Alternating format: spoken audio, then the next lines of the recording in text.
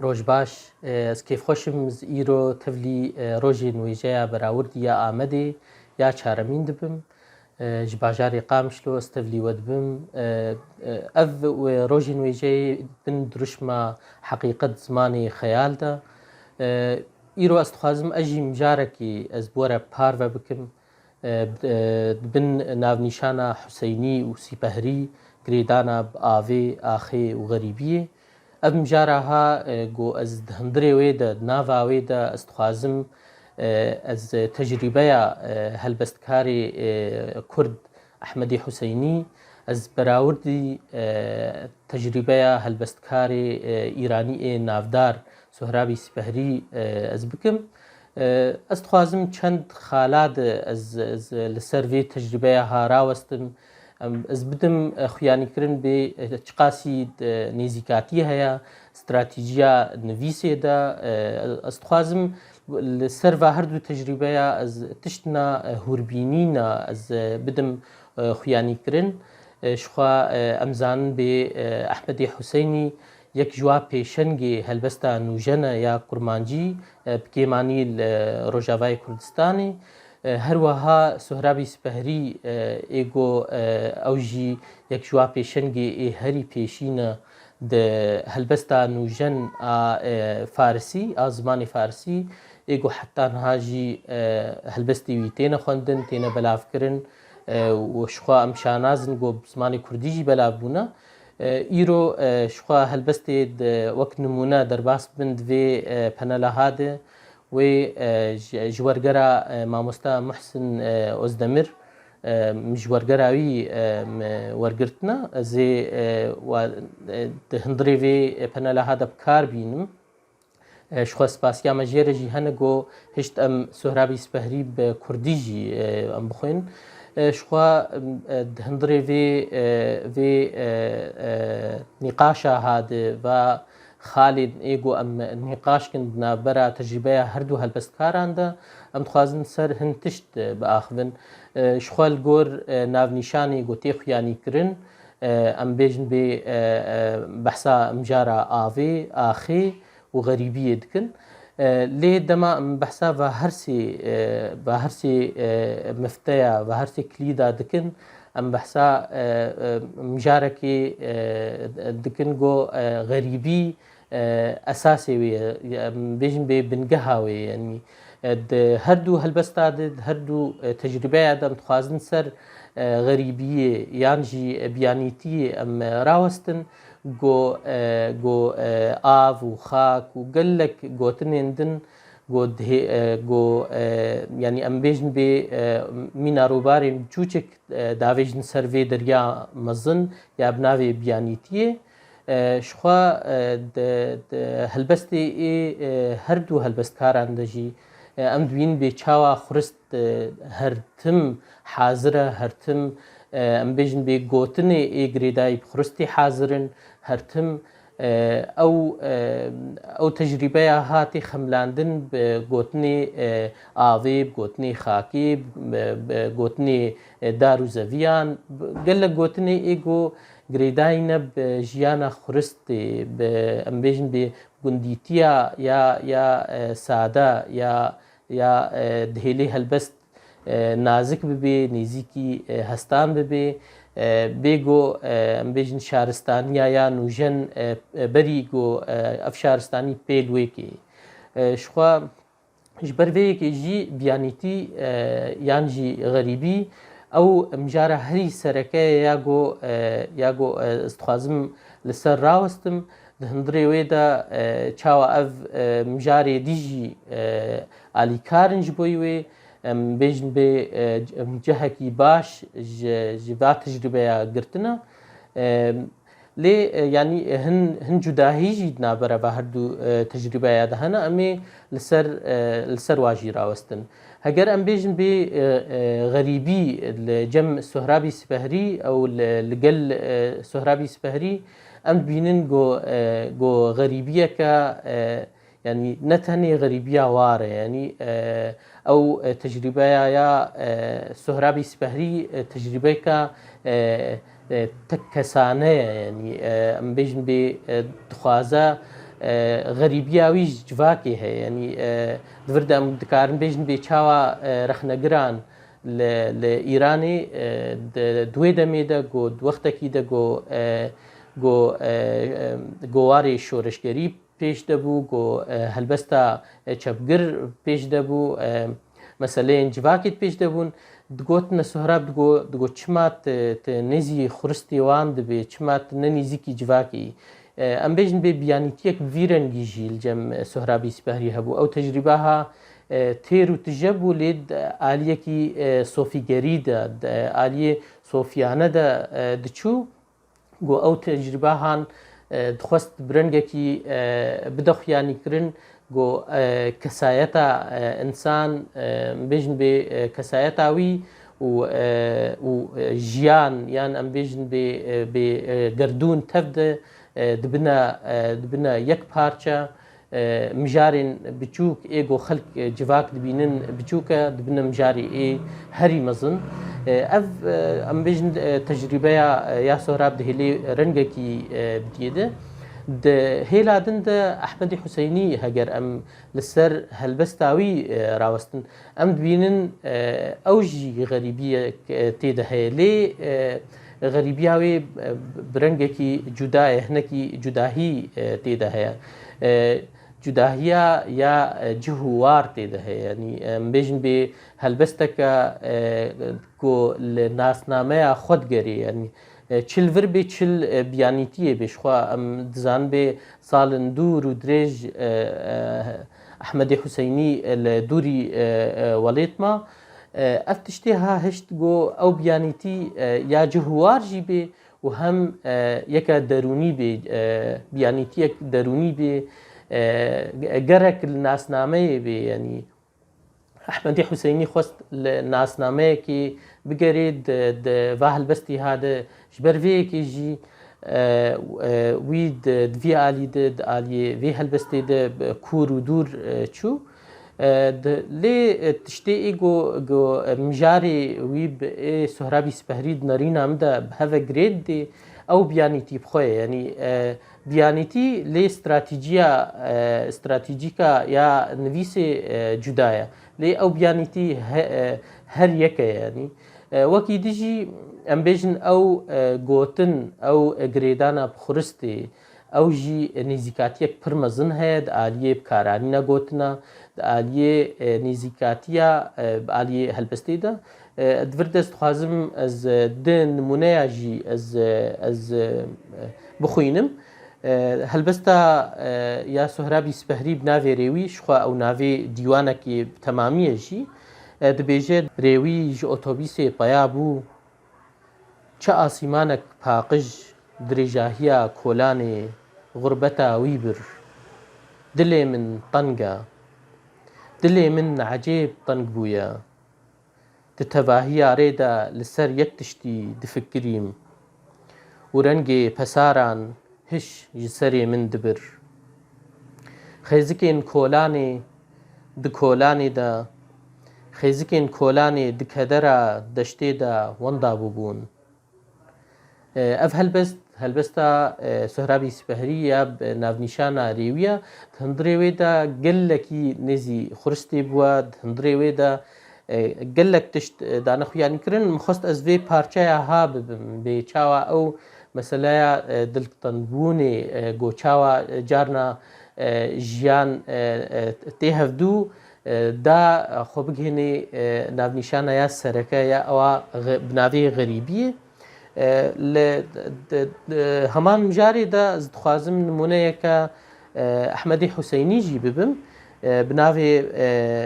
beyaniya biyaniyan di hundirê wê de Ehmedî Huseynî dibêje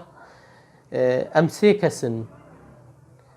gemiya me li nik herên derya Baltîkê radiweste em jî di nav pencên Xwedayê penaberan de mit û mat surdar û rûsar radiwestin îstad bûka ku berfê hatiye xemlandin hê ji himbêza xuristê hişyar nebûye porê me kurîşkî ye gewriya me tal e diranên me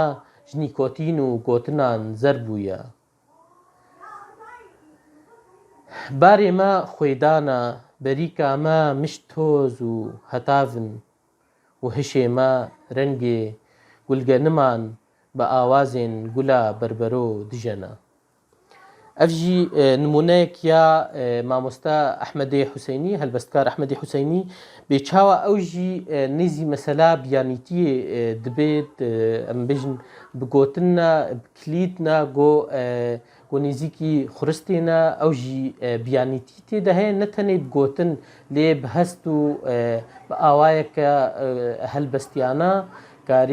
کاری بۆ نێزیکی vê mijarê bê ev mijara han gelek cara de gelek ciha de dubare jî dibe. Xaleke dî jî tecrübeya her du helbestkaran de heye ez dixwazim li ser rawestim ew jî mijara yan vîsê bixwe yani dema got Sohrabî Sipehrî dinivîsê behsa tecrübeya xwe yan em bêjin bê hestên xwe ê tekane hurguliyê wê ئەو مژارên ê derdorê tevahiya xwe xurist av xak çi tiştê têr derbas bê em bêjin bê li dora mijara ya tekane ya Sohrabî Sipehrî digerê dixwaze her tim kesayeta wî hazir bê yani em bêjin bê jiyanê ya gerdûnê tevî di hundirê xwe de dibîne yani dinivîsa xwe bi tevahî wî rengê ê erfanî wî rengê sofîgerî sofyane dide pêş got jiyanê hemûkî di hundirê xwe de dibîne vê helbesta ha de jî dide pêş yani helbesta wî bi giştî jî rengek ji vî rengê ha têde heye. Aliyê din em bêjin bê Ehmedî Huseyinî stratejîka ya nivîsê li cemê çawa di gelek helbestan de em bêjin bê behsa hijêkirinê dike ew hijêkirina ha dihêlê got di aliyê helbestê hebin yani ew kesê got pêşberî wî ye em bêjin bê jin e hijêkirin e diriya wê hijêkirinê de wa mijarê dî tevî li dora wê digerîne weka mîna bablîsokekê li dorayê digerîne û derbasî vê helbesta ha dike em bêjin bê dema Sohrabî Sipehrî bi yekî re di axivê di helbesta xwe de yekî pêşberî wî ye jî lê mebesta wî her tim kesayeta wî ye yani kesek li hember wî tune ye mijarê wî tev de vedigerin derûniya wî hundirê wî ew teke kesantiya ya Sohrab xwe li cem Ehmedî Huseyinî li gel Ehmedî Huseyinî em bêjin bê hijêkirin heye kesên dijî hene civak heye yani li cem Ehmedî Huseyinî hijêkirin û jin û jiyan heye û hem civak jî heye dema di gelek mijara de civakê jî dide pêş yan em bêjin bê wa wê hijêkirina ha dabeşî xwe û xwîneran dike wa mijarên ê xerîbiyê dabeşî xwe û civakê dike ev jî stratejiyek ji wa stratejîkê helbesta Ehmedê Huseyinî ye got di hundirê wê de weke me gotî wê helbesta ha dabeşî di navbera civak û hijêkirin û evîn û xak û welat de dike Sohrabî Sipehrî wa mijarê xwe ê got xak welat gerdûn bajar gund xurist têde derbas dibin hemûkî lev digerîne vedigerîne mijareka erfanî sofyane got bêhtirî xwe em bêjin bê ew rengê hestiyar ê got di dîroka nivîsa em bêjin bê ya sofyane derbas bû duwê alî de dimeşe em dikarin di vir de em di mînaka jî em bênin mînaka ya Sohrabî Sipehrî helbesta bi navê şeva tenêtiya xweş guhdar ke چووکە هەری دوور ئادنیایێ دخوینە، شەڤک گەهشتیە یەک دەست و ڤەکری، مومدانک دەنگدێترین شاخا دەمساڵێ هەیڤێ دبینم، پێلەکانێن لە پێش ئاڤاهیێ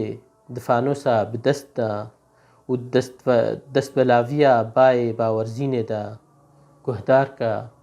kolan jî ji dûr ve gazî gavên te dike. Divir de divê helbesta ha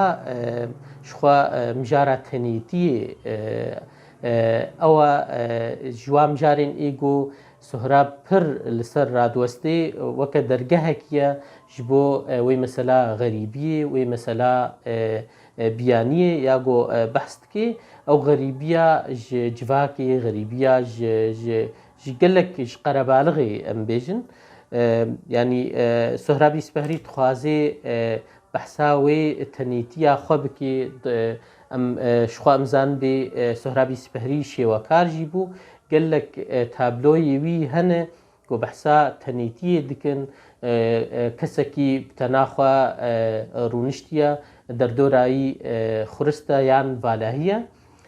Divir de ew helbesta ya Hîçistan jî em dikarin bînin bîra xwe. Ev tenêtiya ha dergeha ya herî vekirî, herî mezin bi aliyê xerîbiyê, ew xerîbiya han ya got hem ji civakê hem ji derdorê. Nimûneya Ehmedî Huseynî de jî em dikarin helbesta wî ya bi navê Rono 1990 de em bînin ziman. Dibêje li welatekî digeriya me, welatekî ku ji kenê te dûrtir, ji çavên te nêzîktir, ji bêrîkirina te dijwartir.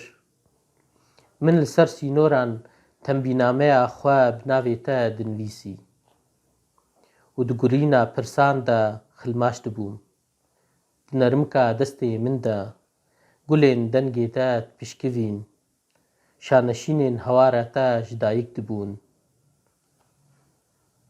Min ji te re digot destin ji nimêja seferan û dest ji nijadê beraberbûyî berde, ji min dest bi destana xwe bike û navên xwe yê ronak di sînga min de daçikîne. Divir de jî em dibînin got Ehmedî Huseynî bêçawa helbesta evînê ya got beşekî mezin ji dîwanên wî girtiye. Behsa mijara evînê dike, gotiye de jin hazir e, cih û war û welat hazir e. Em helbesta xwe ava dike ya dinivîsê, ne tenê wisa lê stratejîka xwe yî nivîsê ya helbesta xwe bi giştî jî destnîşan dike. Beşekî mezin ji berhemên Ehmedî Huseynîyên giştî heman mijar tê de derbas dibin ku dikare va mijara evînê hijêkirinê war û cih û welat bide pêş. Em bêjin ew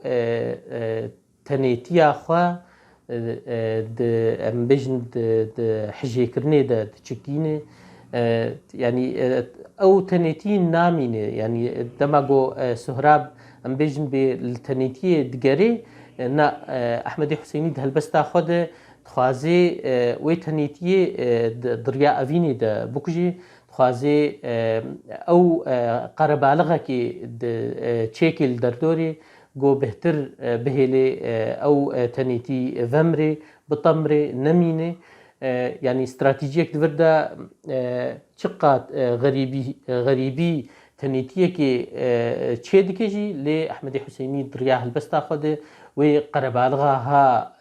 çê dike, wê evîna nazik û hestiyar jî dike bi rengê wêneyan, dîmenan, gotinan got xwecê vedikişîne, nahêlê tena xwe bimîne. Ji ber vê yekî jî em dibînin got kesê beramberî helbesta Ehmedî Huseynî kesekî rastîna wî heye, evîna welata nahêlin ew tenêtî here serî, yani ew biyanîtiya got carê tenêtiye jî çê dike, دهێلا گۆ تێک هەرێ divê ینی divî warê hatin. Mijareke dîjî ji wan mijarên êgo her du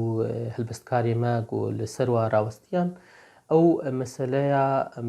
cih û war yanî di vê helbestê de behsa cih û war dikin. Sohrabê Sîpehrî di cih û warîna helbest yanî di helbesta xwe ya Hîçistan de behsa warekî dike got nediyar e. Lê heman demê de jî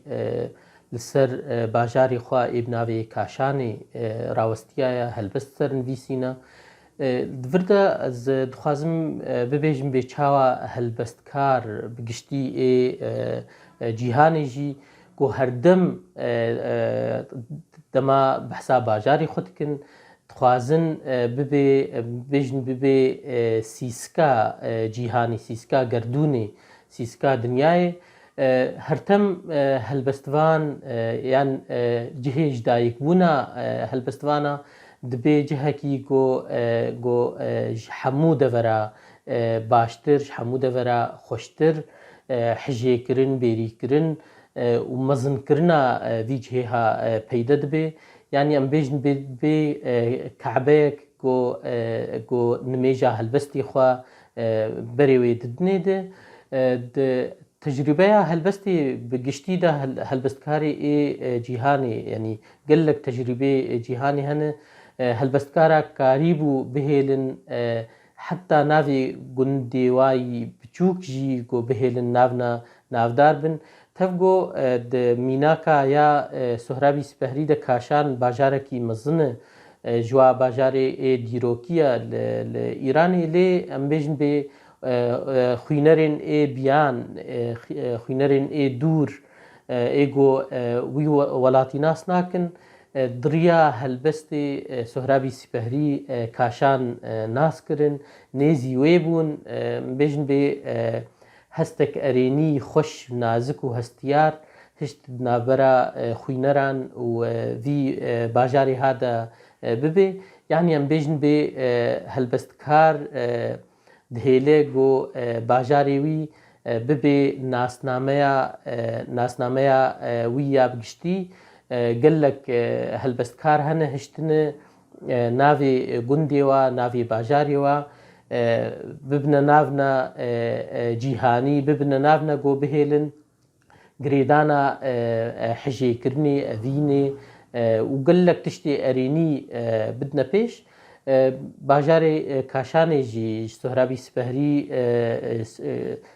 nisbetê ji wî re jî ji xwîneran re jî ev yek da nîşankirin. Bajarekî dema got dibêjin Kaşan xwîner cihê cih de Sohrabî Sîpehrî tê bîrayî, ew helbestên nazik û delal têne bîrayî. Em ê mînaka wî bêjin beriya got em herine mînaka ya Ehmedê Huseynî û Amûdê. Li ser mînaka ya Sohrabî Sîpehrî ya Kaşanê di helbestek xwe yan em bêjin dîwanek xwe ya bi navê dengê lingê avê li ser mijarna li ser mijara bajarê xwe radiweste ew jî yê Kaşanê dibêje dibê ji Kaşanê me rewşa min nexerabe, pariyek nanê min heye hinek hiş, min dayîkek heye ji pelên dara xweşiktir, dostên ji ava herikbar baştir û xwedayek got li vê nêzîkê ye di navbera şevbihnan de li binê qaça bilind, li ser agahiya avê, li ser zagona giyayî. Ev helbesta ha li ser Kaşanê helbestek dirêj e, helbestek destanî ye. Got sêr bê wê na li ser Kaşanê ye. Ji hindirê bajar, ji hindirê Kaşan derbasî derûniya xwe dibe û yanî paşî vê parça helbesta han behsa xurista wê deverê dike weke got behsa hundirê xwe bike. Li cem Sohrabî Sîpehrî Kaşan û Sohrab dibine یەک پارچە ینی ئەو حلاندنێک نابەراوا دەچێت بێ گۆ سۆهراب دبێ کاشانژی دبە سۆهراب خوینەرژی دوێیەکیدا نێزی وێ مەسەلەیە هەلبەستێ دبن نێزی وێ هەستێ هاان دبن ئێگۆ هشت گۆ ئەف باژارێها ناوێ سۆهرابی سپەهری وەرێ گرێدان گۆ چاواکارێ vê mijara helbestî kê mijareka cîhanî bihêlê bajar yan jî cihûwar bibe bê mijareka got li ser rawestin wî hestê ha xwîner bigire. Li hêleke de em dixwazin li ser ya Ehmedê Hüseynî rawestin. Rastî di vî alî de tecrübeya Ehmedê Hüseynî تیرترە و کورترە یا سۆهرابی سپەهری ji aliyê cihûwar ve em dibînin helbest Ehmedê Hüseynî li ser Amûdê bêtirî helbestekê ye. Ji bilî wilo jî Ehmedê Hüseynî dixwazê Amûdê ya got em nas dikin ya got em diphelênin nêzî wê dibin dixwazê wê bidê wê bidê naskirin bihêlê got em jî hijyê bikin bêriya wê bikin wekî çawa ew bêriya wê dike û hij wê dike. Ne tenê wisa jî yanî Ehmedê Hüseynî hişt girê şermola jî bibe parçek ji wê Amûda ya got lê ji dayîk bûye. Yani em bêjin bê nivîsandina Ehmedê Hüseynî û hin nivîskarin de ji vî bajarê ha hiştin got ev bajarê ha bibe سیسکا جیهانی سیسکا گردونێ got xwîner lê bigere yanî em bêjin bê xwendekarekî yan xwînerekî biyanî dema got helbesta Ehmedê Hüseynî li ser Amûdê dixwîne wê ji xwe bipirse ka ev bajar li ku derê ye ka belkî nexşeyekê bîne bêje bê ka cihê vî bajarê ha li ku derê ye wê hijyêkirina bilind wê hestê nazik got çawa nêzîkî bajarê xwe bûye bajarê Amûdê. Em bêjin bê vir de yanî Amûdê bû weke nasnameya welatekî di helbesta Ehmedê Hüseynî de yanî Amûdê ne tenê bajarokekî biçûk e nêzî bajarê Qamişloyê yan em bêjin bê xaleke biçûk e di nexşeya Sûriyayê de yan di nexşeya cîhanê de îdî ew na di helbestê de xaleke mezin e. Em bêjin bê neçemeke îdî ew deryayeke okyanoseke di wê helbesta ha de got dikarî bû wê hijyêkirina mezin bidê vî bajarê ha bihêle got ew bajar bibe mijareke helbestî mijareke got radistî xwînerar bike. Divir de em mê nimûneyekî ji wan nimûneyan bixwîn Ehmedê Hüseynî Amûdê her sibeh